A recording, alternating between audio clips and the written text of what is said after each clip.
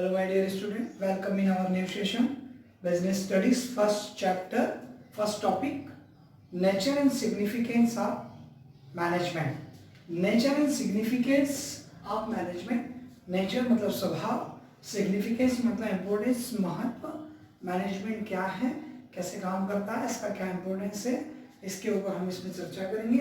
सबसे पहले हम मैनेजमेंट क्या है, ये कैसे कार्य करता है, इसकी डेफिनेशंस पे बात करें तो सबसे पहले आप देखेंगे मैनेजमेंट की definition. Management is a distinct process, ये पृथक प्रक्रिया है, ये पृथक चलने वाली प्रक्रिया है, अपने आप में अलग प्रोसेस है, इसलिए कहा गया management is a distinct process consisting of planning, organising, actuating and controlling, जिसमें प्लानिंग शामिल है, ऑर्गेनाइजिंग शामिल है। प्लानिंग मतलब एक आइडियाज, ऑर्गेनाइजिंग मतलब एक समूह, और एक्चुएटिंग मतलब एक प्रक्रिया कार्य, एंड कंट्रोलिंग और एक डिसिप्लिनरी सिस्टम, एक नियंत्रण जिसमें सम्मिलित है। तो consisting of planning, organising, actuating and controlling, perform to determine and accomplish the objectives by the use of people and resources. ये सब इसमें जो सम्मिलित है, मैनेजमेंट प्रोसेस है, प्रोसेस में क्या क्या इंक्लूड है, प्लानिंग, ऑर्गेनाइजिंग, एक्चुअलिंग एंड कंट्रोलिंग, इन सब का उपयोग किया जाता है किसके माध्यम से, पीपल एंड रिसोर्सेज, जो हमारे पास अवेलेबल रिसोर्सेज है, और हमारे पास एक स्किल्स पर्सन होते हैं, हमारे पास एक स्किल्स ग्रुप होता है, उन सब का उपयोग करके हमारे ऑब्जेक्ट को हम अकम्प्लिश करते हैं, ऑब्जेक्ट को प्राप्त करने का कार्य करते हैं, हमारे ऑब्जेक्ट को अचीव करते हैं। तो इसमें तो चार बातें क्लियर हुई कि management is a process, distinct process है, पृथक प्रक्रिया, अलग टाइप की कार्य है, इसमें कुछ वर्किंग सिस्टम इंक्लूड है, इसमें प्लानिंग, ऑर्गेनाइजिंग, कंट्रोलिंग, एक्चुएटिंग, ये इसमें इंक्लूड है। इनके बगैर आप मैनेजमेंट सिस्टम को फॉलो नहीं कर सकते हैं। इसके लिए आपको प्लानिंग की जरूरत पड़ेगी, ऑर्गेनाइजेशन की जरूरत पड़ेगी, एक्ट की जरूरत पड़ेगी, एंड कंट्रोलिंग, उसके ऊपर डिसिप्लिन की जरूरत पड़ेगी। और इन सबको करने के लिए हमको एक स्किल्ड पर्सन, पीपल चाहिए, हमको रिसोर्सेज चाहिए, इन सब का हम प्रॉपर यूटिलाइज करेंगे और हमारे जो डिटरमाइन ऑब्जेक्ट है उस ऑब्जेक्ट को हम अचीव करेंगे। ये मैनेजमेंट का एक ओवरऑल फंक्शन है, ओवरऑल प्रोसेस है, ओवरऑल वर्क है। तो मैनेजमेंट से ब्रॉड वर्ड है, ये एक्चुअली में मेंटल प्रोसेस होती है, माइंड में हम नए आइडियाज लाते हैं और उस आइडियाज को इम्प्लीमेंटेशन करने के लिए मैनेजमेंट प्रोसेस का यूज करते हैं। जब माइंड में आइडियाज डेवलप होते हैं तो उस आइडियाज को इम्प्लीमेंटेशन करने के लिए हम उसके रिगार्डिंग प्लानिंग बनाते हैं, उसके रिगार्डिंग ऑर्गेनाइजेशन क्रिएट करते हैं, उसके रिगार्डिंग हम वर्क करते हैं, उसके रिगार्डिंग उसके रिक्वायरमेंट डिसिप्लिन मेंटेन करते हैं, उसको कंट्रोल करते हैं, और उसके लिए हमको जो अवेलेबल रिसोर्सेज एंड पीपल्स की रिक्वायरमेंट होती है उन सबको कलेक्ट करके उस पूरे सिस्टम को यूटिलाइज करते हैं। Then after we have achieve our object, हम हमारे ऑब्जेक्ट को अचीव कर लेते हैं। क्लियर? मैनेजमेंट्स दो वर्ड से जुड़ा हुआ है। जब भी हम कोई वर्क करते हैं तो उसमें इफेक्टिवनेस एंड एफिशिएंसी, इन दोनों का भी उपयोग होता है। जो भी हम कार्य कर रहे हैं उसको with effectiveness and with efficiency, काम तो हमें करना है, सिंगल पर्सन है, लेकिन हमको कई लोगों के समूह को गाइड करना पड़ता है, कई लोगों के समूह का उपयोग करना पड़ता है। हमने डेफिनेशन में देखा कि ऑर्गेनाइज वर्क है, समूह का वर्क है, प्लान वर्क है, इसमें प्लानिंग के थ्रू काम होगा, कंट्रोलिंग, डिसिप्लिन मेंटेन करना होगा। तो इन सबके लिए हमें दो बातों का ध्यान रखना पड़ेगा, इफेक्टिवनेस एंड एफिशिएंसी। अब कई लोग इस दोनों वर्ड को एक जैसा समझते हैं, इसमें कंफ्यूजन होता है, इसलिए कई बार एग्जाम में भी शॉर्ट नोट आपको आते हैं, what do you mean by effectiveness and what do you mean by efficiency. Effectiveness it means taking correct decision and action in every situation to achieve the target. It means taking correct decision and action. Correct decision, सही decision लेना, right time right work, सही समय पे सही काम। तो correct decision and action in every situation, आपके सामने जैसी भी परिस्थितियां आएगी उन सभी परिस्थितियों में आप सही डिसीजन ले रहे हैं, राइट टाइम राइट वर्क कर रहे हैं, प्रॉपर वर्क कर रहे हैं, और आप अपने टारगेट को अचीव भी कर रहे हैं। तो आप विथ इफेक्टिवनेस वर्क कर रहे हैं, मतलब आपका जो मैनेजमेंट सिस्टम है उसमें आपकी एफिशिएंसी नहीं बल्कि इफेक्टिवनेस यूज हो रही है अभी।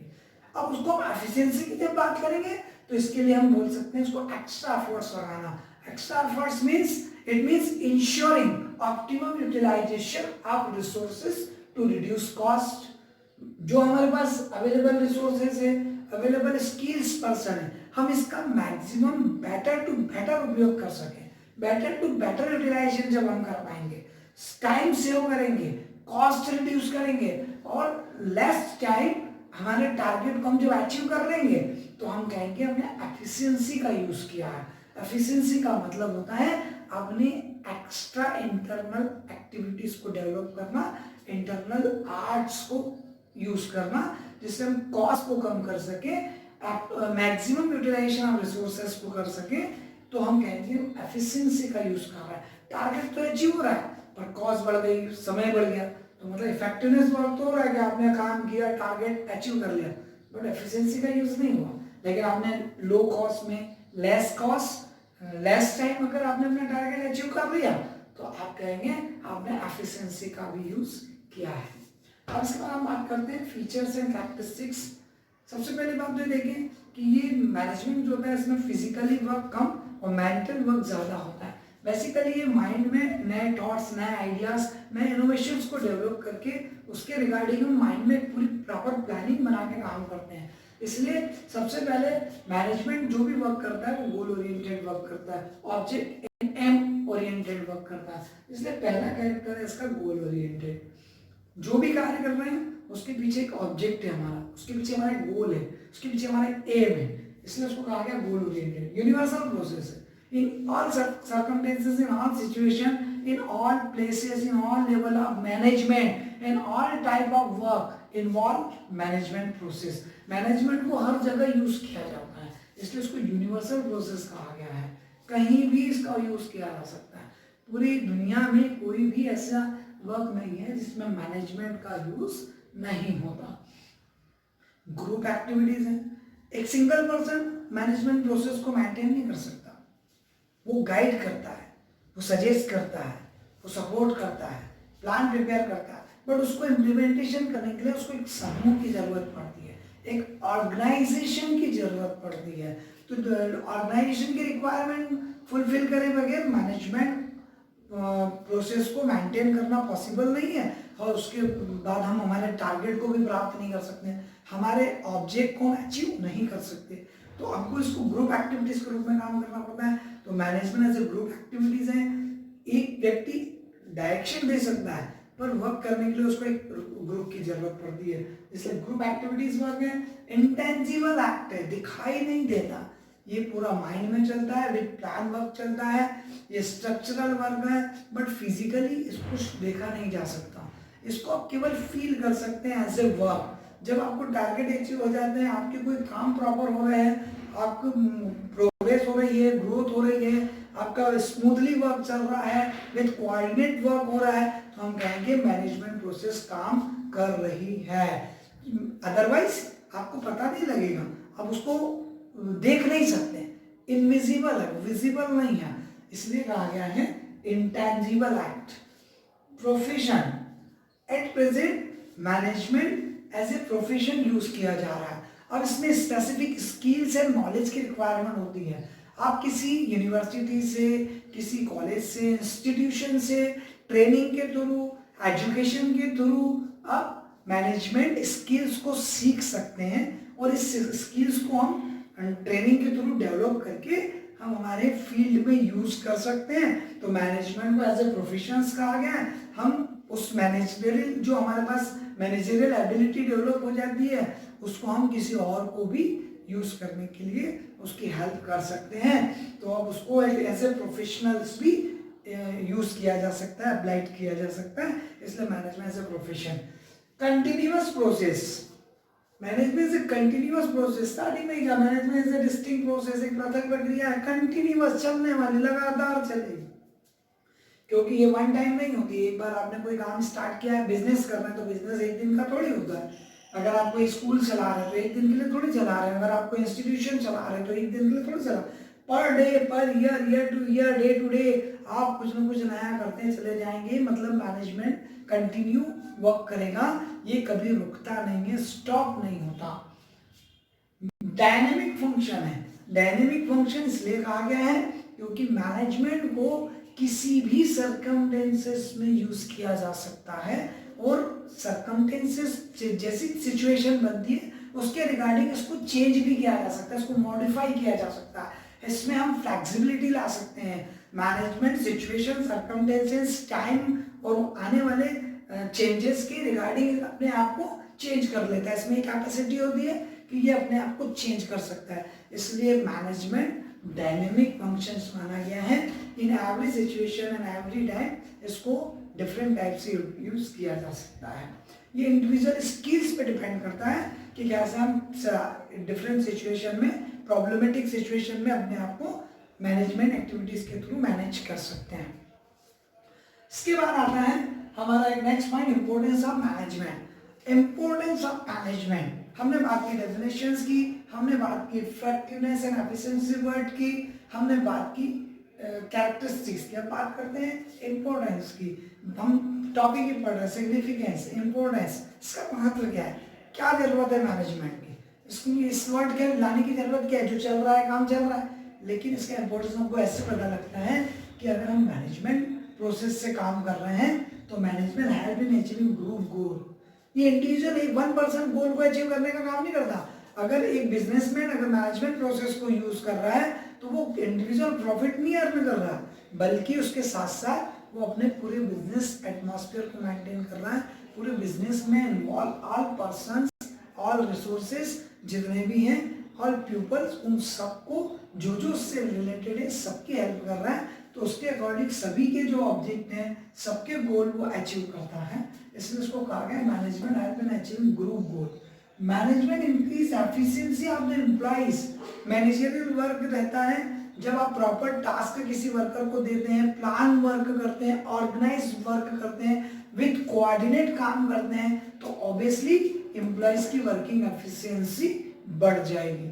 और वो कैसे बढ़ेगी, जब आप उसको मैनेज करके कर रहे हैं, मैनेजमेंट का यूज करके किसी काम को कर रहे हैं। Management help in achieving personal object, हमारे इंडिविजुअल ऑब्जेक्ट को यूज प्राप्त करने में हेल्प करता है, ह्यूमन ऑब्जेक्ट को प्राप्त करने में हेल्प करता है।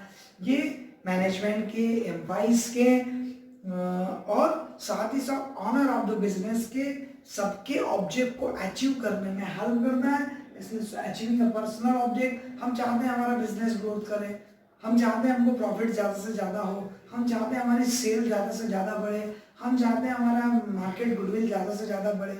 ये हमारे पर्सनल ऑब्जेक्ट हो सकते हैं जिनको हम मैनेजमेंट प्रोसेस के थ्रू अचीव कर सकते हैं। Management help in the development of society, नए नए आइडियाज डेवलप करते हैं, नए इनोवेशंस लाते हैं, गुड क्वालिटी गुड प्रोड्यूस करते हैं, सोसाइटी की नीड्स को पता लगाते हैं, उसको फुलफिल करने का काम करते हैं। ये कब कर सकते हैं, जब हम उस काम को बाय हेल्प ऑफ मैनेजमेंट कर रहे हैं। अगर हम प्रॉपर मैनेजमेंट के थ्रू काम कर रहे हैं, हम प्रॉपर प्लान वर्क कर रहे हैं, ऑर्गेनाइज वर्क कर रहे हैं, हमारा डिसिप्लिनरी कंट्रोलिंग सिस्टम मेंटेन हो रहा है, ऑब्वियसली हम सोसाइटी को भी better to better facility provide कर सकते हैं और सोसाइटी की हेल्प कर सकते हैं। Management help to utilisation of resources, plan work management के थ्रू किया गया वर्क, जो आपके पास अवेलेबल रिसोर्सेज होते हैं उनको ज़्यादा से ज़्यादा better to better optimum utilisation किया जा सकता है। जितना मैक्सिमम आप यूटिलाइज कर सकते हैं उतना बेटर क्वालिटी मेंटेन करने के लिए आपको अपने रिसोर्सेज का बेटर यूटिलाइजेशन करना पड़ेगा और उसके लिए आपको मैनेज वर्क करना पड़ेगा, प्लान वर्क करना पड़ेगा। Without plan work, without manage work आप अपने रिसोर्सेज को बेटर यूटिलाइज नहीं कर सकते। इसलिए रिसोर्सेज को यूटिलाइज करने में भी मैनेजमेंट हेल्प करता है। ये इसके हमने इंपॉर्टेंस देखे। अब इसके बाद हम आते हैं इसके ऑब्जेक्ट पे। ऑब्जेक्ट मैनेजमेंट के 3 बेसिक ऑब्जेक्ट हैं, 3 बेसिक ऑब्जेक्ट। पहला है economic object, social object and personal object. Personal या ह्यूमन ऑब्जेक्ट। इकोनॉमिक ऑब्जेक्ट का मतलब, इकोनॉमिक का मतलब सीधा सीधा है, हम चाहते हैं कि हमारा बिजनेस ज़्यादा से ज़्यादा प्रॉफिट अर्न करे, प्रॉफिट अर्न करने ऑब्जेक्ट इकोनॉमिक ऑब्जेक्ट में आएगा।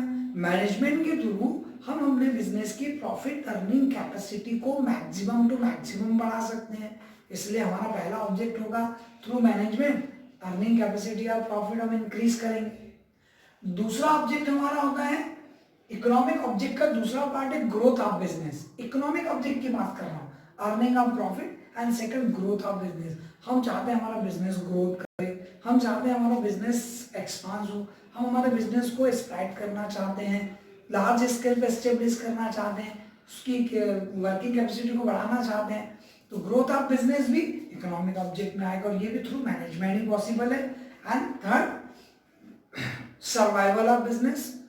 इकोनॉमिक ऑब्जेक्ट का एक मेजर पार्ट ये भी है कि बिजनेस सर्वाइव करे, in each circumstances business stable रहे, day to day different types of changes आते हैं, उन चेंजेस में भी अपने आप को स्टेबल रखना। और ये कब रख सकते हैं हम, जब हम मैनेजरियल एक्टिविटीज के थ्रू काम करें, हम मैनेजमेंट सिस्टम को अडॉप्ट करें, बेटर मैनेजमेंट करें, तो हम हमारे इकोनॉमिक ऑब्जेक्ट को प्राप्त कर सकते हैं, अर्निंग कैपेसिटी बढ़ा सकते हैं, बिजनेस ग्रोथ कर सकते हैं, बिजनेस को सर्वाइव करने लायक बना सकते हैं। सोशल ऑब्जेक्ट, सोशल ऑब्जेक्ट में आता है good quality of goods provide करो, सोसाइटी की नीड्स को फुलफिल करो, हार्मफुल गुड्स को प्रोडक्शन मत करो, प्रॉपर सैलरी वेजेस टाइम पे वर्कर्स को पे करो, एम्प्लॉयमेंट अपॉर्चुनिटी जनरेट करो, सोसाइटी में फैसिलिटियां प्रोवाइड करो, गवर्नमेंट को प्रॉपर टैक्स पे करो, ये सब हमारे इको फ्रेंडली काम करो, जो भी प्रोडक्शन करे वो इको फ्रेंडली हो, harmful of the society, harmful of the environment अगर है तो हम ऐसे प्रोडक्ट को प्रोड्यूस ना करें, उसको सेल ना करें, ये सब हमारा किसमें आएगा, सोशल ऑब्जेक्ट्स में आएगा। And then last personal objects. Personal objects means human objects, इसमें रिलेशन मेंटेन करना।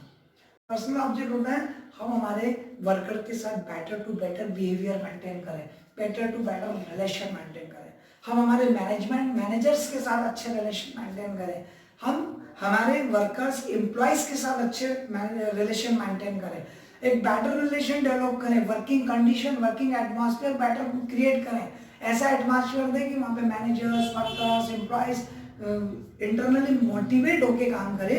ये हमारा पर्सनल ऑब्जेक्ट्स में आता है।